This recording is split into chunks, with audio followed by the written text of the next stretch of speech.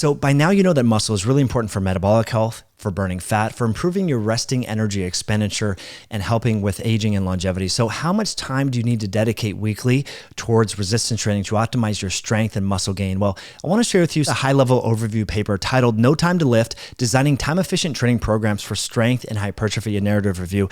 This was a really good review highlighting the science linking the minimum effective dose of exercise, specifically resistance training, to optimize strength and hypertrophy as you get older. The scientists say weekly training volume is more important than training frequency, and we recommend a training program with a minimum of 4 weekly sets per muscle group. Important to recognize that that's basically the bare minimum you need to prevent age-related muscle loss and support hypertrophy and strength as you get older. I think you can do that. You can do 4 sets per major muscle group per week and focus on compound movements like hip hinges, deadlifts, squats, bench presses, pull-ups, military presses, chest presses. You can do these things, dumbbell rows. And you want to focus on using a rep range. Again, 4 sets using rep ranges between 6 and 15 rep ranges. Later on in the session, we're going to talk about strength. We're going to talk about speed and drop sets and all that. But you should be targeting these lower rep ranges, not always going and doing 25 repetitions. I see people at the gym all the time. They're doing band exercises. They're doing hip adductions and abductions. And doing 40 reps and so forth. Those can be helpful if you go to failure. But it's important to recognize that sometimes training for speed can improve strength, which we're going to get into shortly. So the scientists say that advanced training techniques such as supersets, drop sets, and rest pause training, like doing squats or deadlifts and then doing, say, a pull-up and then pausing, so bouncing between lower body and upper body exercises and supersetting those, can cut the time down in half. And even training for speed, as opposed to just going to failure, can actually improve your strength and hypertrophy, which we're going to get into shortly. So the scientists say that drop sets and supersets are methods that are probably better at inducing hypertrophy than strength, and more research is needed for longitudinal training effects. But we advise restricting the warm-up to exercise-specific warm-ups. And that's important. I see people going to the gym, they're doing all these static stretches, and they're spending a lot of time warming up and so forth. But if they only have 40 minutes to exercise and spend 20 of that goofing around with warm-ups that don't really do much for their specific muscle groups, that's not really time efficient. So one thing that I think is helpful to recognize from this paper is focusing on minimizing the time that you spend warming up. I know people that can deadlift 500 plus pounds, squat 600 pounds. You know how they warm up? They warm up by squatting, by deadlifting with light weight. And so they might do 3 or 4 sets with just the bar and 1 plate, for example, to get the body warmed up and move through it. Then they start adding weight over time. So this is really important to recognize that you want to do exercise-specific warm-ups. And so if you're going to warm up to do a back exercise, for example, instead of just sitting there and do static stretches, you might get an exercise band, hang it from the pull-up bar, and do some assisted pull-ups to get your muscles primed and so on, and then start doing unassisted pull-ups, for example. If you're going to do bench press, maybe 3 to 4 sets at 80% of your 1 rep max, you might want to start just doing some push-ups and then warm up. That could be your warm-up, and then get into the bench press. So let's summarize what these scientists talk about. Then we'll talk about training speed and velocity as a modality to improve strength. The scientists say that we should perform 4 weekly sets per major muscle group. Okay, so if you want to build your quads, you can do 4 front squats, for example, 4 sissy squats. You want to build up your glutes and your posterior chain.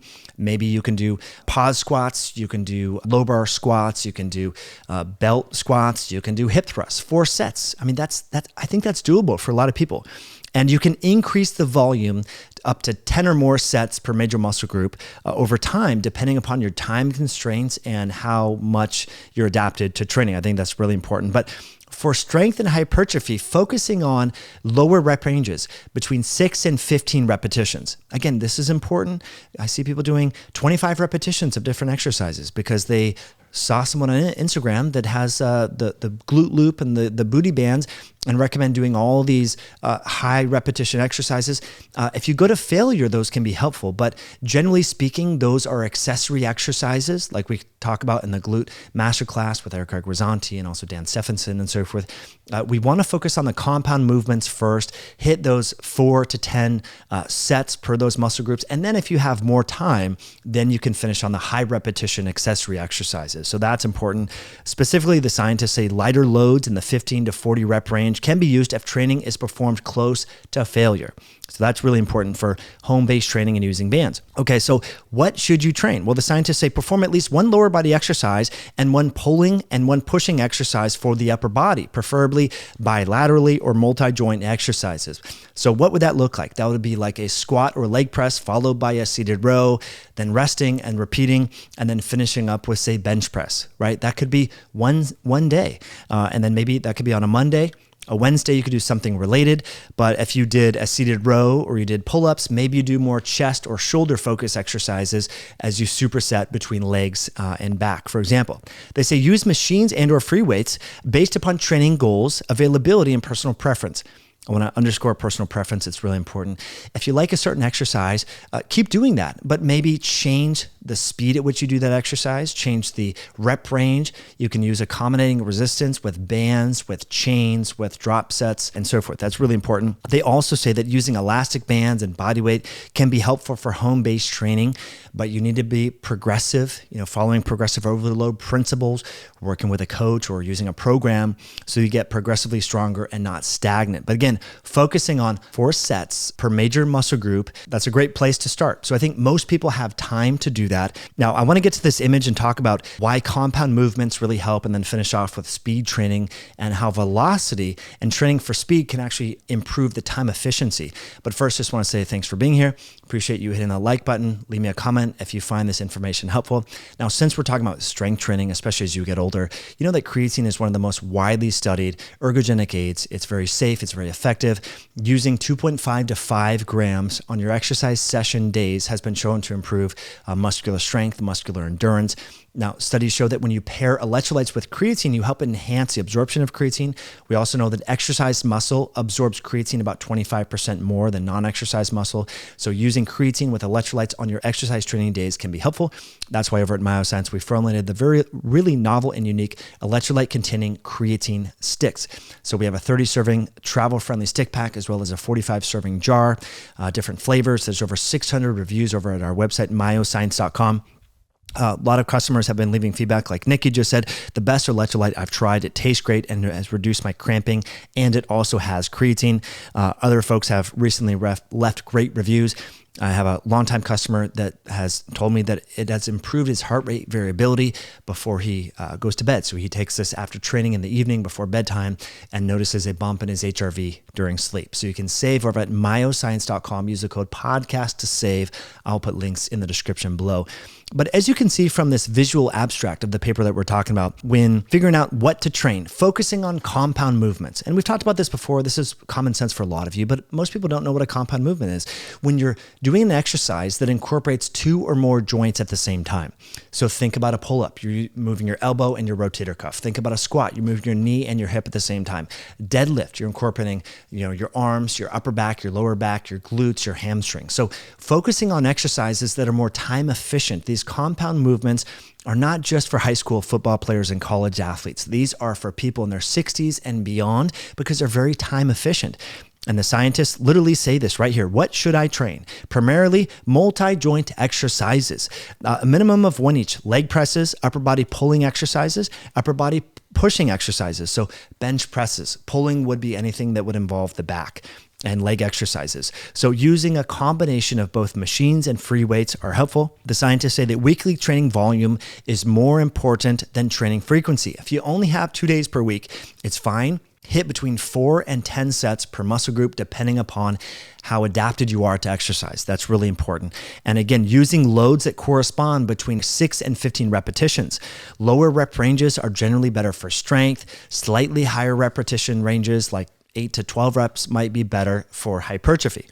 Now, if you're going to do more than 15 repetitions per exercise, you should be going to failure on those exercises. You're feeling that burn, that muscular endurance, and so forth. But again, that's highlighted in this image in gray, not green, because it's not really the most time efficient, because most of those high repetition exercises are using low weights, using bands and the sort. And so you're not incorporating as much of the neuromuscular unit when you're actually doing those exercises and so on. So it's really important. Now, if you want to prime muscle growth, drop sets and supersets and rest pause training can be helpful. And this can cut time involved in training by half, they say. So really important.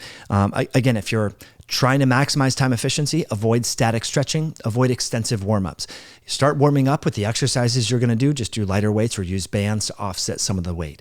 So I think that's really helpful, especially if there's time constraints. Now, finishing up with strength specifically and training velocity. And I want to highlight this because when I go to the gym, I see people doing super slow sets because they've heard in some book that super slow training and time under tension is so good.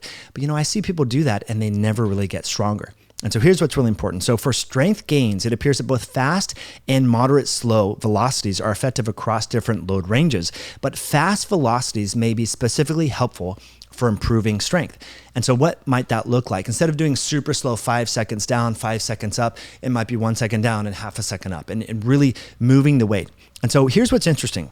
The scientists say after 6 weeks of training using loads corresponding to a 60 to 80% one rep max range, performing between 2 and 8 repetitions, maximal strength was achieved in the bench press. It had increased by 18% in individuals who did max velocity reps versus just 9.7% in people who did half max velocity. So training for speed increased strength over time. Now, I think this has to do with the fact that when you do high speed training and trying to max out and max effort type training, what you're doing is you're incorporating more of your nervous system and the nervous system connection with the muscular unit.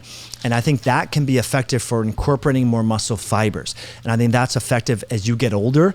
So trying to train for speed, I think, can be helpful, and throwing that in and just understanding you always shouldn't be doing the super slow training. I hear people, there's several books that have been promoting this, and I don't think it's a good idea for everyone.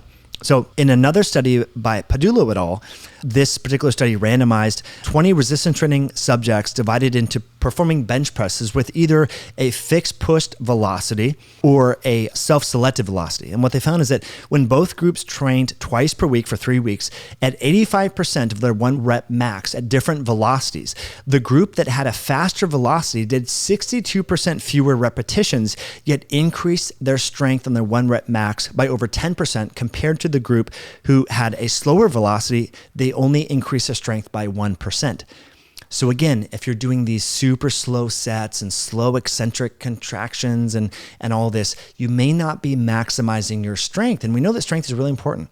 We've shared many videos over the years about the importance of grip strength and its association with a reduction in all-cause mortality and reductions in falls and hip fractures and the like. So training for speed may improve your strength, which over time has all these health benefits that can reduce the probability that you'll end up in an assisted living facility when you get older. So I know you've probably been doing super slow training, but you might want to try to train for that velocity, for that maxed effort. And what that is doing, velocity is linked with power. So the more power you're imparting during training, that can improve the recruitment of muscle fibers and the neurology of this, which has a brain-based benefit as well, because you're incorporating your central nervous system, causing it to cause more muscular contraction.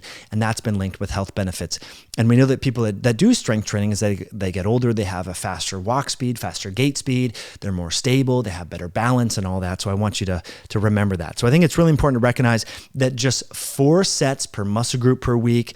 Overall volume is more important than frequency.